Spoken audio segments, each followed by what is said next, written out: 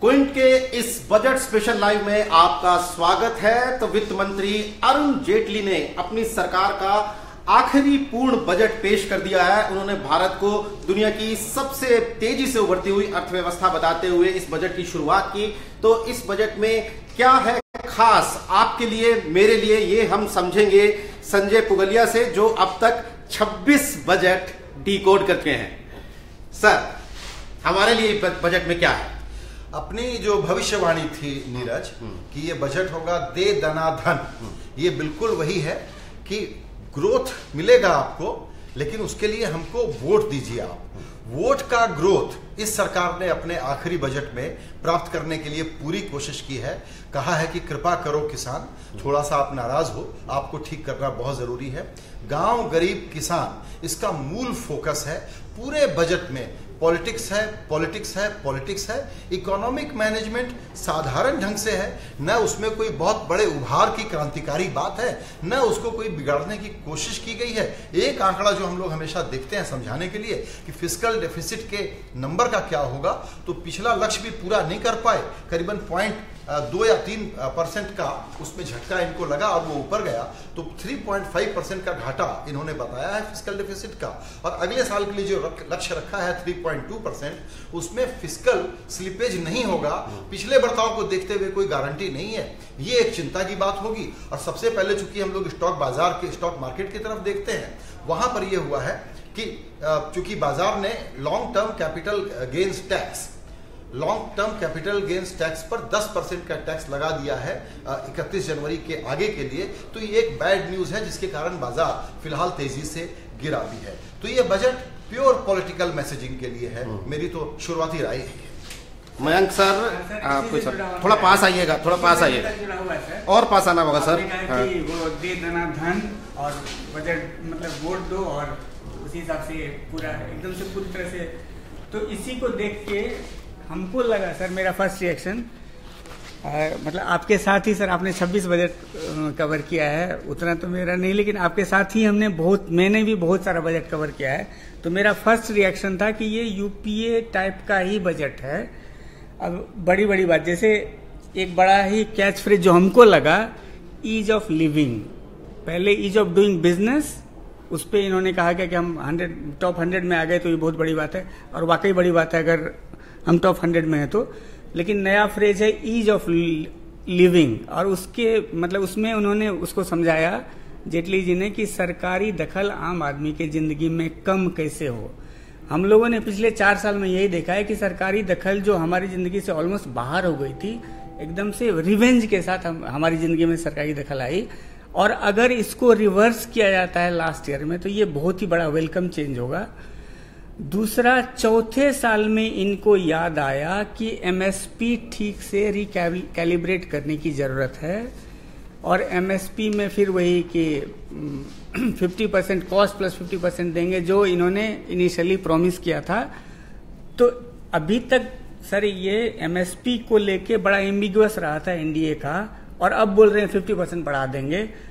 पहले डिसमिस करते थे कि इन्फ्लेशन बहुत बढ़ जाएगा। तो इसको एमएसपी वाले को आप कैसे देखते हैं सर? मैं समझता हूं कि पॉलिसी के बारे में क्लैरिटी की बिल्कुल कमी थी। पहले लगा कि महंगाई को कंट्रोल करते रहिए और किसानों पर तो हम दूसरे तरीके से ध्यान दे लेंगे। अब जब किसान, जो कि एक सबसे सेक्युलर कंस्टिट्यूएंसी है, वहां पर इतनी ज्यादा नाराजगी है कि उसको देखते हुए इनको एड्रेस करना जरूरी था। अब इन्होंने कहा जो आमदनी दोगुना कर देंगे वो नहीं कर पा रहे हैं, तो कह रहे हैं लागत पर 50%। लेकिन जो कृषि एक्सपर्ट हैं, योगेंद्र यादव का मैंने अभी ट्वीट देखा, वो ये समझाने की कोशिश कर रहे हैं कि ये जो कैलकुलेशन का तरीका आपका है, उसमें ये 50% नहीं बैठेगा, उससे कम बैठेगा। मयंक, आपने जो ईज ऑफ लिविंग की बात कही ना, दरअसल मैं ये मानता हूं कि ये जो सरकार के पास फीडबैक है कि आम जनता, कॉमन मैन बहुत ज्यादा हार्डशिप की जिंदगी जी रही है, उसको ये फिर से एक प्रकार से लुभाने और भ्रमित करने के लिए है कि अब हम ईज ऑफ लिविंग पर फोकस करेंगे, आपके लिए नई नई सुविधाओं की भरमार लगा देंगे। क्योंकि हार्डशिप के कारण लोगों में एक तो नौकरियों की कमी, और ऊपर से महंगाई, और उसके ऊपर से ओवरऑल जो तकलीफ रहती है, शहरी जिंदगी हो या गांव की जिंदगी हो, उसको एक जुमला मैं इसको ज्यादा समझता हूं। ईज ऑफ लिविंग जो है, ये फिर से आपको अच्छा महसूस कराने के लिए एक प्रकार का, क्या कहते हैं उसको, सम्मोहक मंत्र वो है।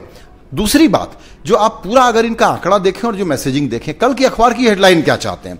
दुनिया की सबसे बड़ी बीमा योजना, 10 करोड़ परिवारों को कवर किया जाएगा, यानी 50 करोड़ लोगों की जिंदगी को छुएगा कि अगर आप बीमार पड़ेंगे तो आपको 5 लाख रुपए का हॉस्पिटलाइजेशन पर बीमा मिल जा सकता है। अब आप समझ लीजिए कि अगर आपको हॉस्पिटल में जाना है, उसके कागज पत्तर की कार्रवाइयां करनी है, उसके बहुत सारी जरूरतें आपको पूरी करनी है, उसके बाद मिलेगा। बीमा इस सरकार का एक प्रकार का यूएसपी है, क्योंकि बीमा बोलने में बहुत ज्यादा लगता है, फील गुड होता है, देना बहुत कम लोगों को पड़ता है बैंक। तो बीमा एक एज पॉलिटिकल टूल साउंड बहुत बड़ा है, लेकिन उसके बेनिफिशियरी कम लोग होते हैं। लेकिन आपको एहसास होता है अगर मेरे साथ कुछ होगा तो मुझे भी शायद इसकी सहूलियत मिल जाएगी। इसीलिए आप आंकड़े देखिए किस प्रकार से पेश किए गए हैं। इसीलिए मैं कह रहा हूं कि प्योर पॉलिटिक्स है और चुनाव का ध्यान रखा गया है। 8 करोड़ महिलाओं को अब दे देंगे, 2 करोड़ और जोड़ करके, क्या? उज्ज्वला योजना में गैस कनेक्शन। 6 करोड़ शौचालय बनाने का दावा है बजट के डॉक्यूमेंट का, कहते हैं 2 करोड़ और बना देंगे, 8 करोड़ वो हो गए। कहते हैं कि 1 करोड़ ग्रामीण घर और 37 लाख शहरी घर बनाने के लिए लोन दे दिया गया है। कहते हैं कि 500 जिलों में वाईफाई के स्पेशल स्पॉट होंगे।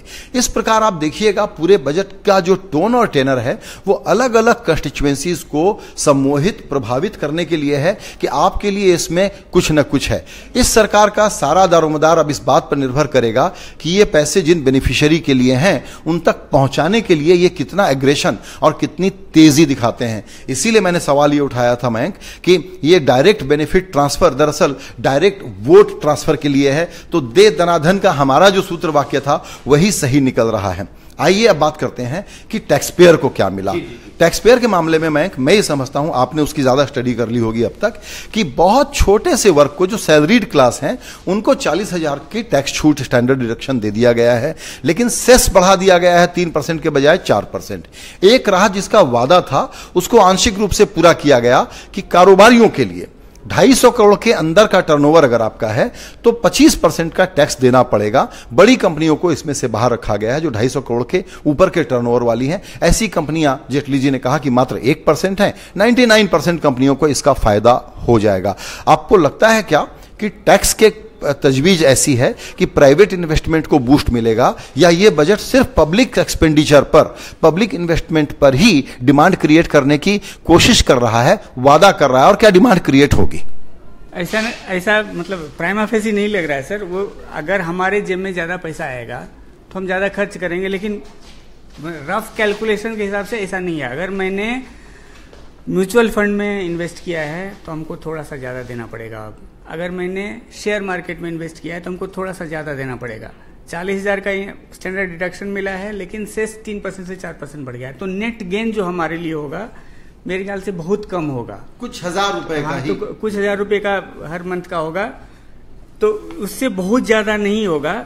लेकिन इस बहाने बजट का एक चीज़ जो हमको बड़ा, मतलब इस पूरे बजट 1.5-2 घंटे के भाषण में ब्लैक मनी की बड़ी कम चर्चा हुई इस बार सर।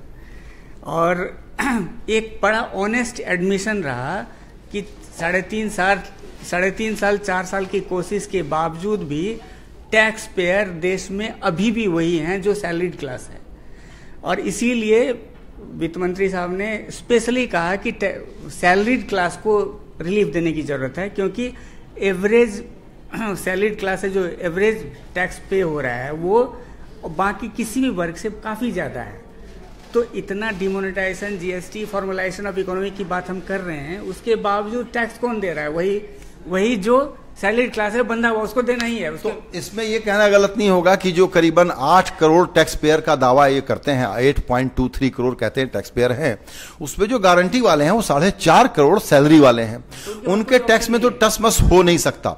जो बाकी हैं उसमें आप टैक्स बचाने के, टैक्स अवॉइड करने के, टैक्स इवेड करने के और तरीके निकाल ले सकते हैं। इसीलिए सैलरीड क्लास को जहां राहत दी जा रही है वहां, जैसा आपने बताया, सेस के कारण वो थोड़ा सा न्यूट्रलाइज हो जाएगा।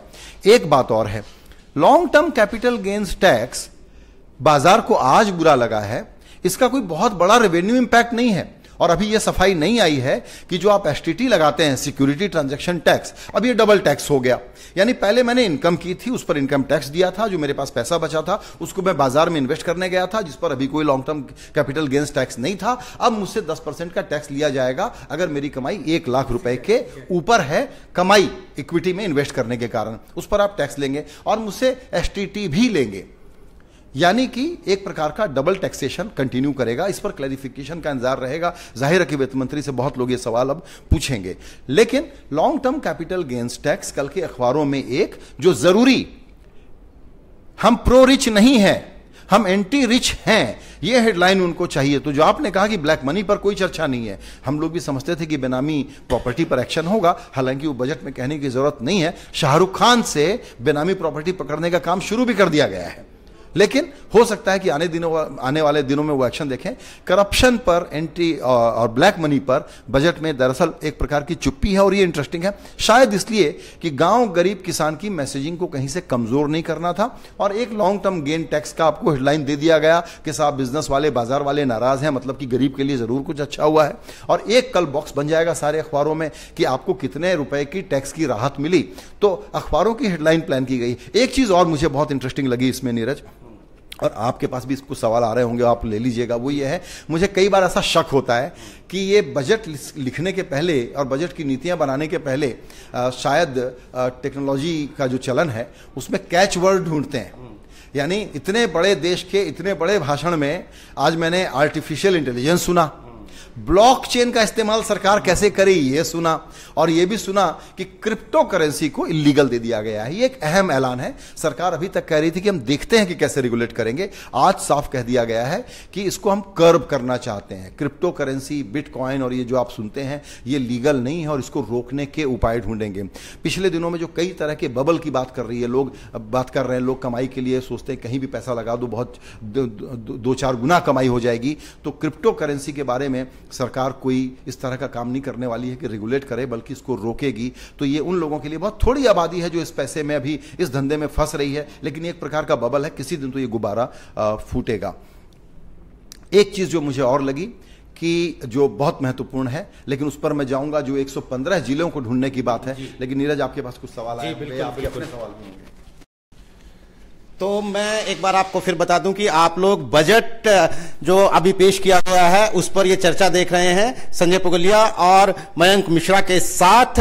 सर, बहुत सारे लोग हमसे सवाल पूछ रहे हैं, जैसे अविनाश कुमार यादव ने पूछा था कि मैं एक नौकरी पेशा आदमी हूं, तो हमारा तो ये है कि हम सैलरी लेते हैं और टैक्स देते हैं, इसी में सब चला जाता है। उसका जवाब अविनाश आपने सुना होगा, और अगर नहीं सुना है तो आप रिकॉर्डेड लाइव में जाके देख सकते हैं। इसके अलावा इसरार ने सवाल पूछा है कि ये बजट है या चुनाव की तैयारी। जैसा मैंने ओपनिंग में ही कहा कि ये शुद्ध रूप से चुनावी बजट है, बहुत एग्रेसिव ढंग से चुनावी बजट है। और इसमें आप अगर ध्यान दें तो आयुष्मान भारत योजना का जिक्र आया है, यानी युवाओं को कह रहे हैं कि 1000 लोगों को हम पीएचडी करा देंगे, स्टूडेंट्स को और छात्रवृत्तियां दे देंगे, और हर 3 जिलों में एक मेडिकल कॉलेज बना देंगे। इस प्रकार के ऐलान जो हैं ये एक प्रकार से नाराज युवाओं को ठीक करने के लिए है। सुकन्या समृद्धि योजना को बढ़ाने की बात है। तो जो टारगेटिंग है प्योर पॉलिटिकल और प्योर इलेक्टोरल है, लेकिन इसका मतलब ये नहीं है कि ये काम लेजिटिमेट नहीं है, जरूरी नहीं है। आप ध्यान दीजिएगा कि जो खेती की बात है उसमें ये बेसिकली, चूंकि सबसे ज्यादा नाराज कौम वो है इस वक्त, तो इन्होंने क्या कहा है कि प्रोडक्शन का मूल्य मिले के अलावा बेचने की जगह मिले, बीच में से बिचौलिए को हटा सके। हालांकि इनका जो ई एग्री मार्केट का कॉन्सेप्ट था अभी तक टेक ऑफ नहीं कर पाया है, लेकिन ये फिर कह रहे हैं कि हम एक डायरेक्ट कंज्यूमर को बेचा जा सके, इसके लिए जो एपीएमसी मंडियां हैं और जो दूसरे हैं, ऐसे कम से कम 200 या 250 सेंटर्स की बात, और 42 जो एपीएमसी मंडियां हैं इनको अपग्रेड करेंगे, इनको हम सुविधाएं देंगे, इनको हम टेक्नोलॉजी से जोड़ेंगे, और ताकि किसान यहां आकर के अपना सामान बेच सके। तो डायरेक्ट जो सप्लाई चेन को सहूलियत देने की बात है उस पर इन्होंने बड़ा फोकस किया है। इसी तरीके से अर्बन पुअर के लिए बहुत सारी योजनाओं का अनाउंसमेंट किया है, महिलाओं पर बहुत ज्यादा फोकस है। तो ये बिल्कुल लेजिटिमेट है कि कोई भी सरकार चुनाव जीतने के लिए 5 साल राज करती है और आपका वोट लेना चाहती है, उस पर बड़ा फोकस है।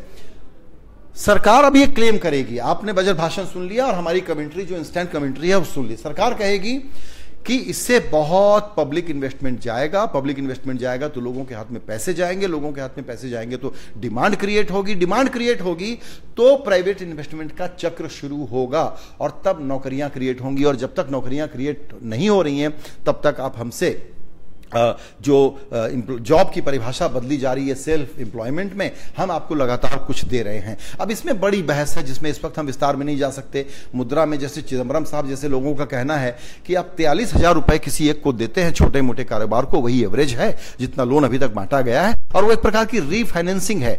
पैसा आप और मैं, हमारे जैसी एनबीएफसी कंपनियां दे रही हैं, उसको सरकार जोड़ करके बता देती है कि ये पैसे हमने बांटे, आपने नहीं बांटे हैं, आपने उस पर रीफाइनेंसिंग के लिए कुछ सहूलियतें दी हैं बड़े वाले बैंकों को। तो 43,000 रुपए से क्या कोई एक जॉब क्रिएट हो सकता है? क्या कोई एक व्यक्ति एक किसी और व्यक्ति को नौकरी पर रख सकता है? तो जॉब पर आप देख लीजिएगा कि यहां बढ़ करके बहुत बड़ी बड़ी घोषणा नहीं है, क्योंकि जॉब में जैसे ही आप घोषणा करेंगे और उसको आप मेजर करने चलेंगे तो कोई भी सरकार हो वो पकड़ी जाएगी, क्योंकि अब आप एक साल में ऐसा इन्वेस्टमेंट चक्र नहीं चला सकते कि उससे रियल जॉब क्रिएट हो। इसीलिए ये आजकल स्वरोजगार वाला कि जॉब सीकर क्यों बने, जॉब गिवर बने, अगेन मैं इसको जुमला मानता हूं, साफ तौर पर जुमला मानता हूं।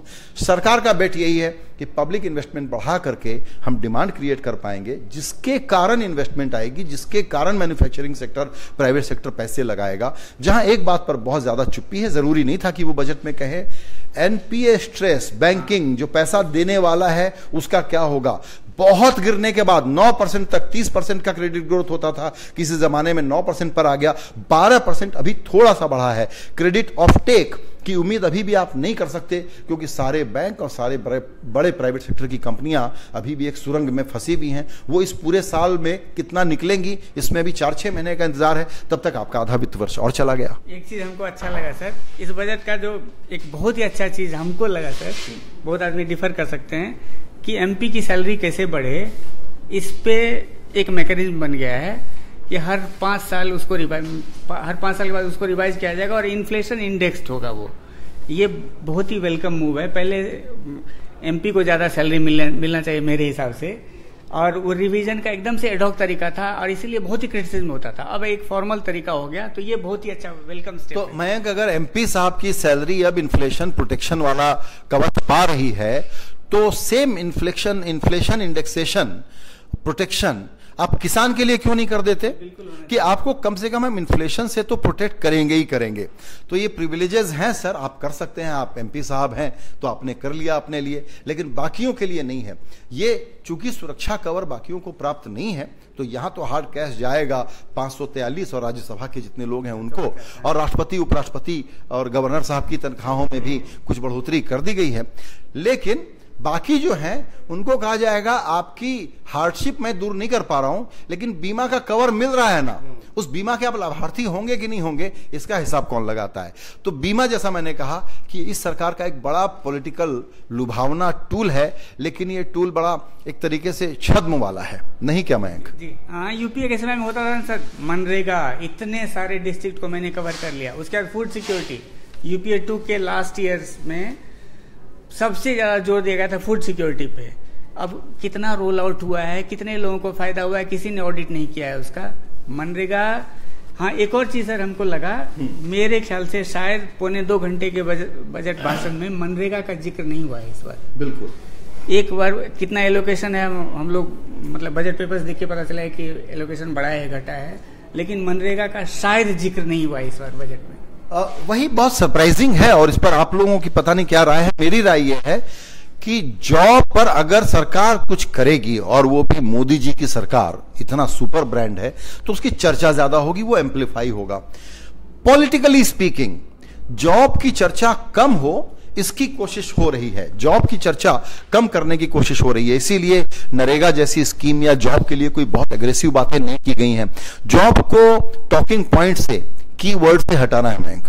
हाँ सर, और एक बड़ा मजेदार चीज है सर कि हाल में एम्प्लॉयमेंट का जो नंबर, एक तो एम्प्लॉयमेंट का फॉर्मल एम्प्लॉयमेंट का डिफिनेशन चेंज होने की बात हो रही है, और दूसरा एक पैरामीटर जो दिखाया जा रहा है कि इतने सारे ईपीएफ के सब्सक्राइबर बढ़ गए।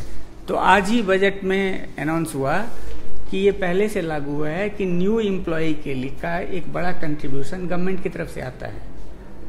तो मतलब ऐसे में क्या मान लिया जाए कि गवर्नमेंट की तरफ से अगर किसी के एम्प्लॉय ईपीएफ फंड में कंट्रीब्यूशन हुआ है और उसके बाद से एडिशन हुआ है, तो सच में वो मीनिंगफुली एम्प्लॉयड है कि नहीं?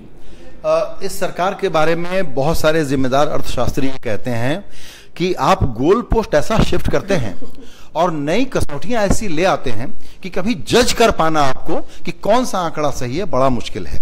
ये ईपीएफओ का जो नया किस्सा शुरू हुआ है उसको समझने की जरूरत है। एक अच्छा तरीका है कि आप ये देखें कि पेरोल में कितने लोग जुड़ गए और कितने लोग एम्प्लॉय प्रोविडेंट फंड देते हैं। लेकिन क्या आपको पता है कि ये मैन्युफैक्चरिंग सेक्टर में तो हो सकता है जो कि आपके टोटल जीडीपी का 30% है। तो 30% के आधार पर आप एक आंकड़ा निकाल रहे हैं और चाहते हैं कि मैं उसको 100% पर एक्स्ट्रापोलेट करूं। नॉन मैन्युफैक्चरिंग सेक्टर में जॉब क्रिएशन का क्या हाल है?